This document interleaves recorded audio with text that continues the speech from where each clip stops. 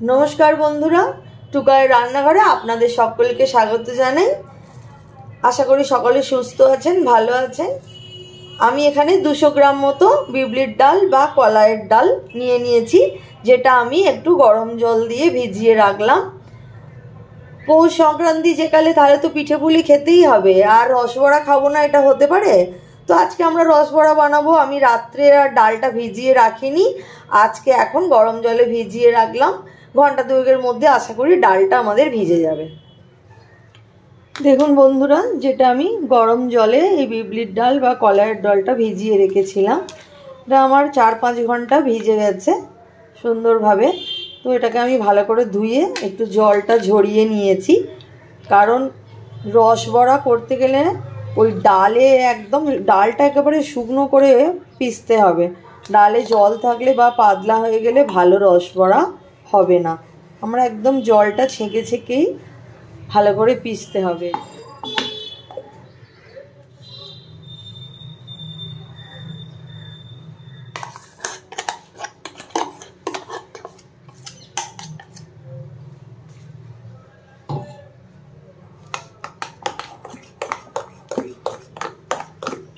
মিহি করে আমার বিবলির ডালের পেস্টটা পেশা হয়ে গেছে। এবারে শুধু নুন দিয়ে এটা একটু ভালো করে ফেটাতে হবে যতক্ষণ ডাল বাটা জলের উপর দিলে ভেসে না ওঠে। যতটা সম্ভব ভালো করে ডালের এই পেস্ট আমাদের ফেটিয়ে নিতে হবে। একদম ফেটিয়ে হালকা করে ফেলতে হবে, এর ভেতরে হাওয়া ভরতে হবে। যত বেশি ফেটানো হবে পেস্ট, যত হালকা হয়ে যাবে তত রসবড়া নরম তুলতুলে ভালো হবে। তা নাহলে রসবড়ার ভেতরটা শক্ত হয়ে থাকবে আর রসটাও ভালোভাবে ঢুকবে না। তাই বেশ অনেকক্ষণ ধরে হাতের একটু খাটুনি আছে, ভালো খেতে গেলে তো ভালো একটু খাটুনি করতেই হবে। এইভাবে ফেটিয়ে দিয়ে দিচ্ছি খুব সামান্য লবণ দিয়ে, আবার এটা খুব ভালো করে ফেটিয়ে নেব।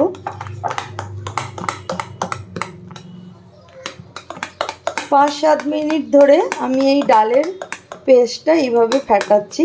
দেখুন আগের থেকে পরিমাণে অনেক বেড়ে গেছে এটা, তার মানে এটা ফুলে গেছে।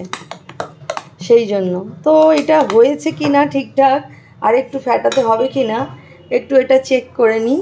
এটা আমি এক বাটি প্লেন জল নিলাম, নিয়ে আমি একটু ডালের পেস্ট দিয়ে দেখব।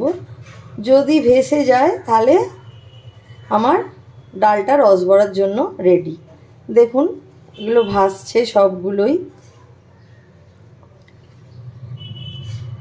দেখুন এগুলো ভাসছে, তার মানে আমার ডালের পেস্টটা রসবড়ার জন্য রেডি হয়ে গেছে। ওই 1 চামচের মতো মৌরি আমি একটু শুকনো খোলায় একটু ভেজে নিচ্ছি। একদম 1 চামচের মতো একটু ভেজে নেব, নিয়ে এটা ঠান্ডা করে একটু গুঁড়িয়ে নিয়ে ওই পেস্টটার মধ্যে মেশাবো। 1 চামচের মতো মৌরি আমি শুকনো খোলায় ভেজে নিলাম। এটা ঠান্ডা করে নিয়ে তারপর এটা একটু গুঁড়িয়ে নেব। মৌরিটা ঠান্ডা হয়ে গেছে, আমি এটা একটু পিষে নিচ্ছি। মৌরিটা দিলেই রসবড়ার একটা খুব সুন্দর গন্ধ হয়, স্বাদও ভালো হয়, সেই জন্যই মৌরিটা দেয়া।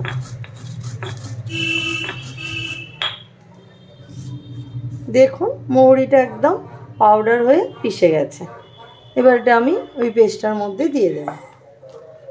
মৌরির গুঁড়োটা মিশিয়ে দিয়েছি, দিয়ে এটা ভালো করে মিশিয়ে নিচ্ছি। এতে আর কিছু দেওয়ার দরকার নেই। এবার আমরা কড়াইতে তেলটা গরম করে নেব।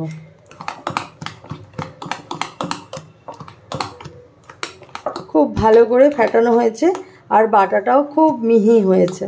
সামান্য জল দিয়ে বাটতে হয়েছে, তা না হলে তো বাটা যাচ্ছিল না। তবুও পাতলা হয়নি, একদম ঠিকঠাকই আছে বাটাটা। রসবড়া ভাজার জন্য আমি কড়াইতে বসিয়ে সাদা তেল গরম করে নিচ্ছি, আর এইখানে আরেকটা কড়াই বসিয়ে যাতে আমি জল দিয়ে নিয়েছি, যেটা আমরা রসবড়ার রসটা বানানোর জন্য। রসবড়ার রসটা আজকে আমি চিনির না গুড়ের বানাবো, ওই পাটালি গুড় আর নলিন গুড় মিশিয়ে। জলটা গরম হয়ে গেছে, তাই আমি পাটালি গুড়টা দিয়েছি, কারণ ওইটা গুড়টা একটু গলতে সময় লাগবে। তাই এখানে আমাদের তেলও গরম হয়ে গেছে। আমি হাতটা একটু জল হাত করে নেব, তাহলে আর ডালটা আর কি হাতে লাগবে না। করে নিয়ে খুব ছোট্ট ছোট্ট শেপে আমি এই তেলের মধ্যে এটা ছাড়বো। একদম গ্যাসের ফ্লেমটা আমি কম করে দিয়েছি, লোতে রেখেছি। একদম ছোট ছোট, কারণ রসে গিয়ে ওগুলো আরো বড় বড় হয়ে যাবে। খুব একদম ছোট ছোট করে দেব।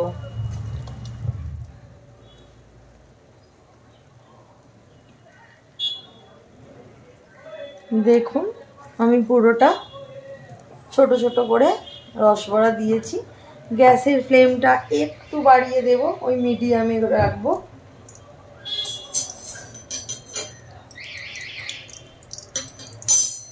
আর এদিকে আমার এই যে পাটালি গুড়টা আস্তে আস্তে গলে যাচ্ছে।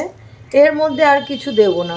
যদি আমি রসবড়া চিনির করতাম তাহলে এলাচ, তেজপাতা এইসব আমাদের বাড়িতে দেয়া হতো, কিন্তু এখন যেহেতু এটা গুড়ের হচ্ছে, তো ওগুলো আর কিছু দেব না, তাহলে গুড়ের যে ফ্লেভার সেটা নষ্ট হয়ে যাবে।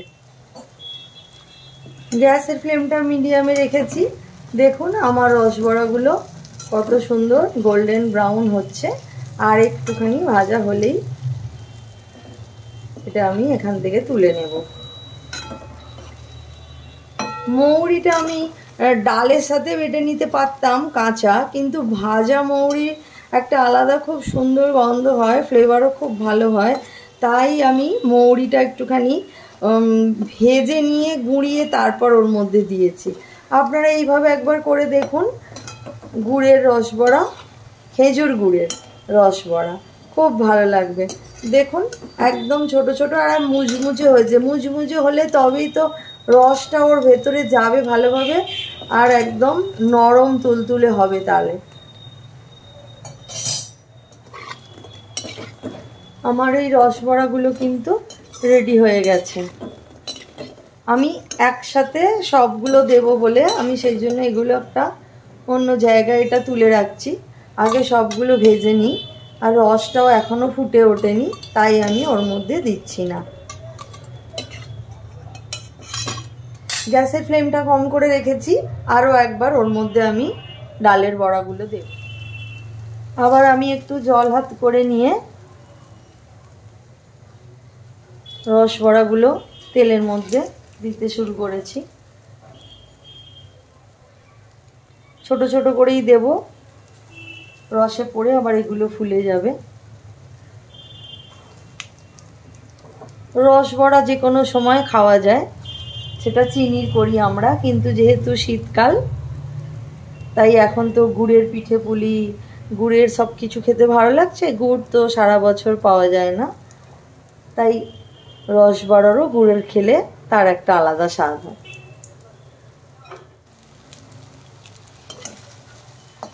আরও একবার আমার এই রসবড়াগুলো দেখুন গোল্ডেন ব্রাউন হয়ে গেছে।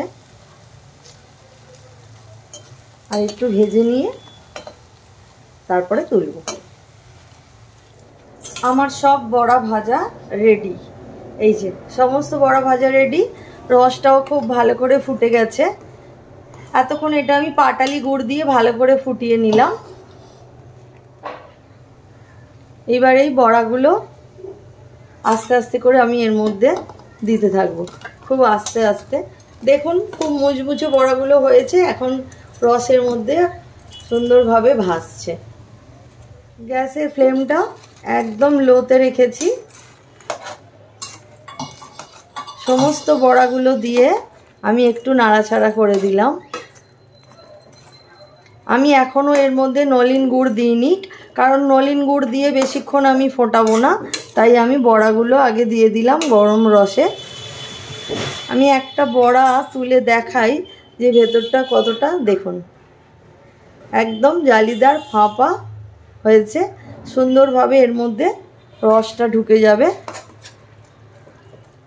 1 কাপ মতো নলেন গুড় নিয়েছি আমি, যেটা আস্তে আস্তে পুরোটা এর সাথে মিশিয়ে দেব। গ্যাসের ফ্লেম একদম লোতে আছে। নলেন গুড় দিয়ে আমি বেশিক্ষণ ফোটাবো না, তাই নলেন গুড়টা একদম লাস্টে দিয়েছি। নলেন গুড়ের তো একটা আলাদা স্বাদ গন্ধ আছে, তো বেশিক্ষণ ফোটালে সেই গন্ধটা নষ্ট হয়ে যাবে, তাই আমি একদম শেষে নলেন গুড়টা দিলাম। এটা একবার ফুটে উঠলেই আমি এটা গ্যাসের ফ্লেম বন্ধ করে দেব। রসবড়া ফুটে উঠেছে, আমি গ্যাসের ফ্লেম বন্ধ করে দিলাম। আমাদের রসবড়া, নলেন গুড়ের রসবড়া রেডি। দেখুন,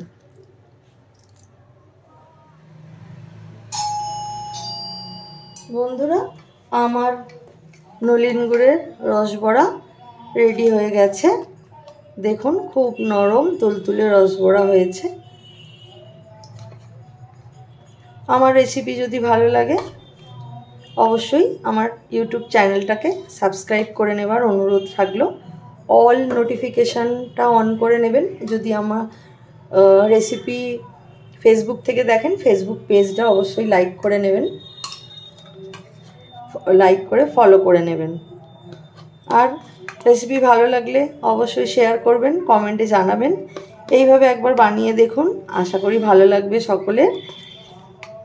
কোনো ঝামেলা ছাড়াই খুব সহজেই এই যে নলেন গুড়ের রসবড়া রেডি হয়ে গেছে আমার। দেখুন, আজকে তবে আসি, দেখা হবে পরের ভিডিওতে। ততক্ষণে সবাই সুস্থ থাকুন, ভালো থাকুন।